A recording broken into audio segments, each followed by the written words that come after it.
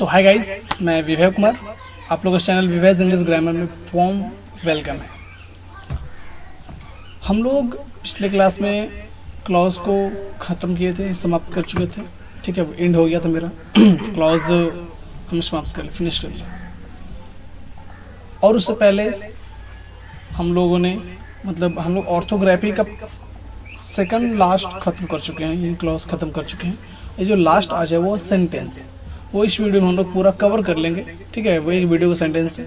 उसके बाद हमारा पूरा ऑर्थोग्राफी जो है, जिसमें हम लोग अल्फ़ाबेट, लेटर्स, वर्ड ये सब पढ़े हैं, वो पूरा ख़त्म हो जाएगा। ये भी इंक्लूडिंग ये सब भी है, क्लॉज, सेंटेंस, ये सब है ऑर्थोग्राफी में आता है। उसके बाद हम लोग स्टार्ट करेंगे एटिमोलॉजी। क्या स्टार्ट करेंगे? एटिमोलॉजी। आप लोग अगर इस सब के बारे में जानकारी नहीं है तो मेरे वीडियो नंबर पार्ट 1 में जाइए, फिर पार्ट 2 देखिए, फिर पार्ट 3 देखिए एंड सो ऑन। ठीक है, ये वीडियो नंबर पार्ट 9 होने वाला है और इसके बाद ये पूरा ऑर्थोग्राफी क्या हो जाएगा? फिनिश, यानी समाप्त हो जाएगा। इसमें हम सेंटेंस के बारे में जानना है। इस वीडियो में हम सेंटेंस के बारे में अच्छी तरह से जानकारी लेंगे। सेंटेंस है क्या, ये सब चीज़। ठीक है, सेंटेंस को हिंदी में हम वाक्य कहते हैं। क्या कहते हैं? वाक्य, जो कि यहाँ पे नोट किया गया है। सेंटेंस का हिंदी वाक्य। सेंटेंस में होता है क्या? सेंटेंस में हम लोग करते हैं क्या कि सेंटेंस कहता है क्या? तो क्लॉज के आधार पे, हम लोग क्लॉज पढ़े हैं तो क्लॉज के आधार पे पहले चलेंगे। तो क्लॉज के आधार पे सेंटेंस को 4 भागों में बांटा है। कितने भागों में बांटा गया? 4 पार्ट्स में। उसमें कौन कौन है? सिंपल सेंटेंस, दूसरा कंपाउंड सेंटेंस, तीसरा कॉम्प्लेक्स सेंटेंस, चौथा मिक्स्ड सेंटेंस। कौन कौन सा सेंटेंस है? पहला सिंपल सेंटेंस, दूसरा कंपाउंड सेंटेंस, तीसरा कॉम्प्लेक्स और चौथा मिक्स्ड सेंटेंस। तो अब हम एक एक करके इन सबको जानते हैं। बस सेंटेंस में बस इतना ही चीज पढ़ने हैं। ठीक है, ये सिंपल सेंटेंस है क्या? तो सिंपल सेंटेंस जिस सेंटेंस में केवल मेन क्लॉज दिए गए हों वह सिंपल सेंटेंस कहलाता है। जिस सेंटेंस में केवल मेन क्लॉज दिए गए हों, सिर्फ वो जो सेंटेंस बना हो वो सिर्फ मेन क्लॉज से बना हो, तो वैसा सेंटेंस को हम लोग बोलते हैं सिंपल सेंटेंस कहते हैं। क्या कहते हैं? Simple sentence. अच्छा, उसी तरह से अगर कोई जिस सेंटेंस में केवल मेन क्लॉज साथ ही कोऑर्डिनेट क्लॉज दिए गए हों तो उस सेंटेंस को कंपाउंड क्लॉज कहते हैं। और the sentence which has simple main clause as well as subordinate clause is called complex clause. And the sentence which contain main, coordinate as well as subordinate clause is called mixed clause। यही clause mixed sentence is called mixed sentence। ये sentence का पूरा हम लोग बस इतना ही पढ़ना है। तो इसको हम एग्जाम्पल के साथ देखते चलते हैं। फिर ये वीडियो ज़्यादा नहीं, 15 से 20 मिनट का ही होगा। फिर इसमें आप तो सेंटेंस को पूरा कवर कर चुके होंगे, पूरा। जी हाँ, पूरा। ठीक है, तो हम लोग बढ़ते हैं। तो ये तो देख लिए क्लॉज के आधार पर सेंटेंस को कितने भागों में बांटा गया? 4 भागों में। Simple sentence, compound sentence, complex sentence and mixed sentence. ठीक है, अभी क्या होता है देखते हैं। सिंपल सेंटेंस, जिस सेंटेंस में केवल मेन क्लॉज दिए गए हों वो सिंपल सेंटेंस कहलाते हैं। दैट इज, जैसे एग्जांपल दे सकते हैं, इसमें ये मेन क्लॉज है। जो कंजक्शन मेन क्लॉज कहते हैं क्या? मेन क्लॉज कहते हैं कि उसमें कोई भी कंजक्शन ना दिए गए, उसे मेन क्लॉज कहते हैं। कोऑर्डिनेट कंजक्शन के जिसमें कोऑर्डिनेट कंजक्शन दिए गए उसे कोऑर्डिनेट क्लॉज कहते हैं। सबऑर्डिनेट क्या कहते हैं? जिसमें सबऑर्डिनेट कंजक्शन दिए गए उसे सबऑर्डिनेट क्लॉज कहते हैं। इसमें कुछ ऐसा कोई भी क्लॉज लिखा गया नहीं है, नहीं कुछ दिया गया है, तो इसीलिए सब क्लॉज जो होंगे प्रिंसिपल या मेन क्लॉज या इनडेफिनिट,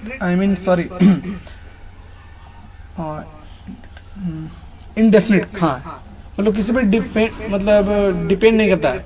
इंडिपेंडेंट, हाँ, इंडिपेंडेंट क्लॉज। इसी क्लॉज को हम पिछले वीडियो में बता चुके होंगे कि मेन क्लॉज को हम लोग 3 तरह के नाम से जानते हैं जनरली। ऐसे 2 तरह के नाम से जाना जाता है जनरली, लेकिन एक नाम जो है वो स्पेशल है, जिसको हम लोग जानना जरूरी है। वो नाम है कुछ मेन क्लॉज, प्रिंसिपल क्लॉज और तीसरा है इंडिपेंडेंट क्लॉज। ठीक है, मतलब किसी पे डिपेंड नहीं करता है। तो इस example I have played the game, दूसरा एग्जांपल और जैसे I have played the game, ये कौन सा क्लॉज है भाई? ये सिंपल क्लॉज। क्यों? मतलब ये मेन क्लॉज है। कैसे? तो क्योंकि इसमें देख रहे हैं कि हेल्पिंग वर्ब और मेन वर्ब दोनों साथ दिया। तो हम बताए थे कि दोनों अगर साथ दिया रहे तो वो एक वर्ब जैसा कंसिडर होता है। एक वर्ब तो एक क्लॉज, तो वो कौन सा क्लॉज हो रहा है? मेन क्लॉज हो रहा है। क्यों? क्योंकि कोई कंजक्शन इसमें लिखा गया नहीं, इसीलिए मेन क्लॉज। तो मेन क्लॉज अगर जिस सेंटेंस में दिया गया हो तो वो सेंटेंस क्या कहलाता है? सिंपल सेंटेंस कहलाता है। क्या कहलाता है? Simple sentence. ठीक है, इसी प्रकार इसमें भी देख रहे हैं हेल्पिंग वर्ब और मेन वर्ब साथ दिया हुआ है, यानी एक वर्ब है तो दो वर्ब लेकिन साथ में लिखा हुआ, इसके कारण एक वर्ब तो एक वर्ब तो एक क्लॉज, तो एक क्लॉज वो कौन सा क्लॉज है? तो वो मेन क्लॉज है, यानी प्रिंसिपल क्लॉज या मेन क्लॉज या प्रिंसिपल क्लॉज है। तो ये क्लॉज जो दोनों, तो एक वर्ब तो एक क्लॉज, तो एक क्लॉज तो अच्छा एक क्लॉज तो कौन सा क्लॉज हो गया? मेन क्लॉज या प्रिंसिपल क्लॉज। तो उसके बाय बीच ये सिंपल सेंटेंस हो गया इसके। तो अगर जहाँ पे मेन क्लॉज और सिंपल मेन क्लॉज और प्रिंसिपल क्लॉज अगर दिया गया सिर्फ मेन क्लॉज और प्रिंसिपल क्लॉज ही है, तो वो क्लॉज इस सेंटेंस में, उस सेंटेंस को क्या कहते हैं? सिंपल सेंटेंस कहते हैं। अब हम लोग आगे बढ़ते हैं। स्क्रीनशॉट लेना चाहते हैं तो स्क्रीनशॉट ले सकते हैं। ठीक है,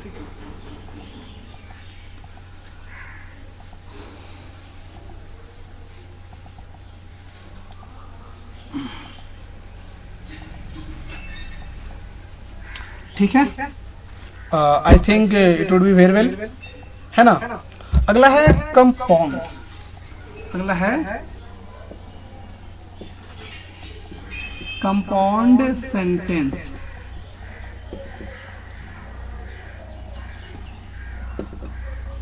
लिखेंगे जिस सेंटेंस में सिर्फ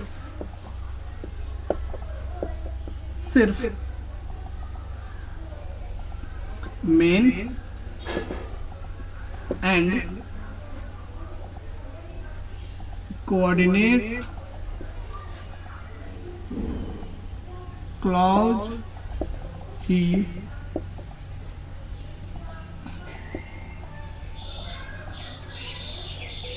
दिए गए हों वह सेंटेंस वह कंपाउंड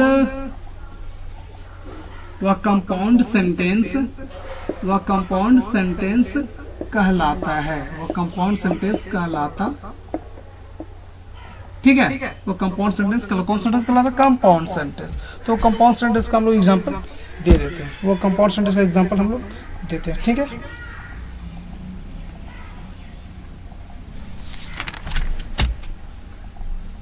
जैसे he can do it but he can do it but I can't,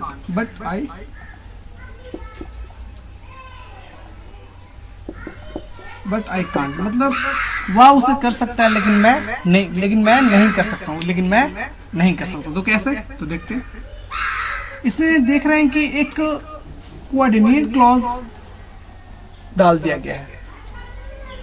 इस सेंटेंस में, इस क्लॉज में किसी तरह का कोई भी कंजक्शन यूज नहीं हुआ है, लेकिन इस क्लॉज में देख रहे हैं कि कंजक्शन से पहले यूज कर दिया गया है। तो हम बताए थे कि अगर कोऑर्डिनेट कंजक्शन किसी क्लॉज से पहले कोई कोऑर्डिनेट कंजक्शन यूज किया जाए तो वो कोऑर्डिनेट क्लॉज कहलाता है, और अगर सबऑर्डिनेट कंजक्शन यूज किया तो सबऑर्डिनेट क्लॉज कहलाता है। तो यहाँ पर क्या यूज हो रहा है? कोऑर्डिनेट कंजक्शन, इसलिए क्या हो गया? सब कोऑर्डिनेट क्लॉज हो गया। ये कौन सा क्लॉज है? ये हो गया प्रिंसिपल क्लॉज, ये कोऑर्डिनेट क्लॉज। ठीक है, ये कोऑर्डिनेट क्लॉज।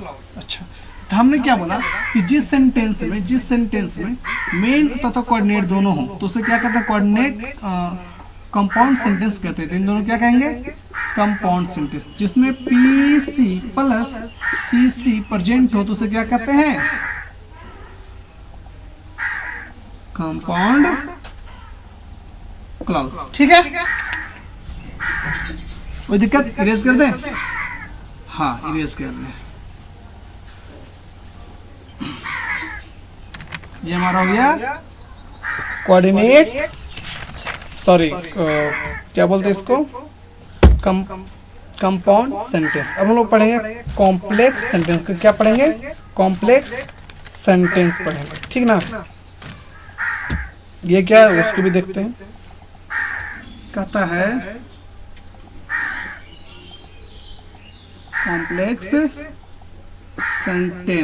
कॉम्प्लेक्स सेंटेंस लिखेंगे जिस वाक्य के जिस वाक्य में मेन एंड सबऑर्डिनेट क्लॉज दिए गए हों वह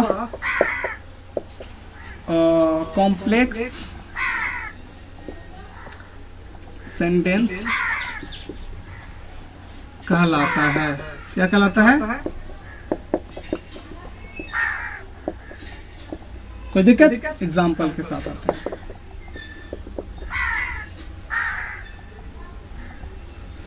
एग्जाम्पल क्या कहता है? Whenever I go there, तो जब भी मैं वहां जाता हूं, I meet them,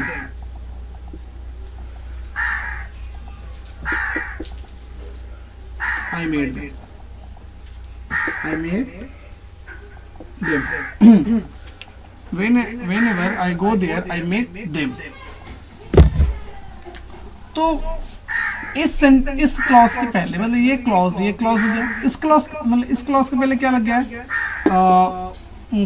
subordinate conjunction लग गया, जिससे क्या होगा? ये सबऑर्डिनेट क्लॉज। ये पूरा क्या हो गया? Subordinate clause. और इसमें देखना कोई भी है कंजक्शन नहीं है, इसलिए क्या हो गया? पीसी यानी प्रिंसिपल क्लॉज या मेन क्लॉज। तो इन दोनों जहां प्रेजेंट रहते हैं क्या कहते हैं? कॉम्प्लेक्स सेंटेंस का। तो क्या कहते हैं? कॉम्प्लेक्स सेंटेंस, है ना? तो ये हमारा कॉम्प्लेक्स सेंटेंस का एग्जांपल्स हो गए हैं। इरेज कर दे। हाँ,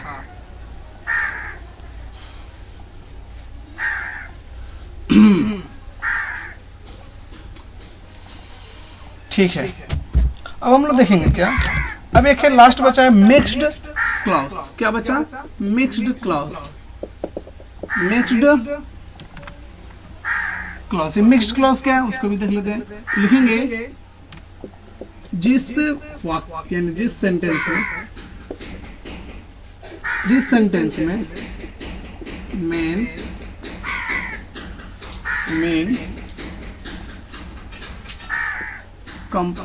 coordinate and subordinate clause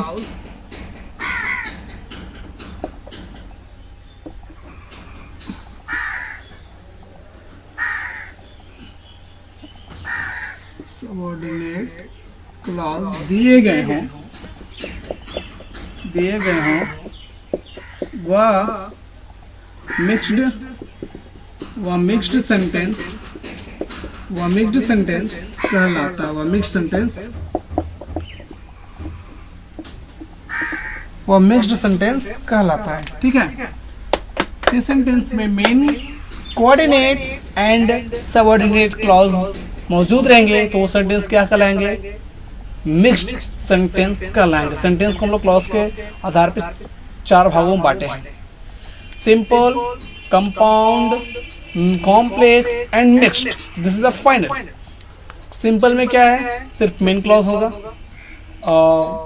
compound में क्या है? सिर्फ मेन क्लॉज साथ में कोऑर्डिनेट क्लॉज। और कॉम्प्लेक्स में क्या है? मेन भी होगा, कोऑर्डिनेट भी होगा, सबऑर्डिनेट क्लॉज भी होंगे, उसे कहते हैं कॉम्प्लेक्स। और मिक्स्ड में क्या है? वो 3 क्लॉज होंगे। सॉरी, जो सेकंड और थर्ड और क्लॉज कॉम्प्लेक्स, उसमें क्या होंगे? मेन होंगे और साथ में सबऑर्डिनेट होंगे। और जो लास्ट वाले यानी कि जो हमारा मिक्स्ड है उसमें तीनों मौजूद होंगे। That's called mixed clause. अब मिक्स्ड क्लॉज का एग्जांपल देख लेते हैं। इसका एग्जांपल हो जाएगा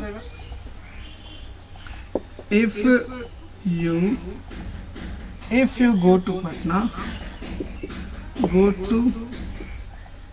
Patna, you will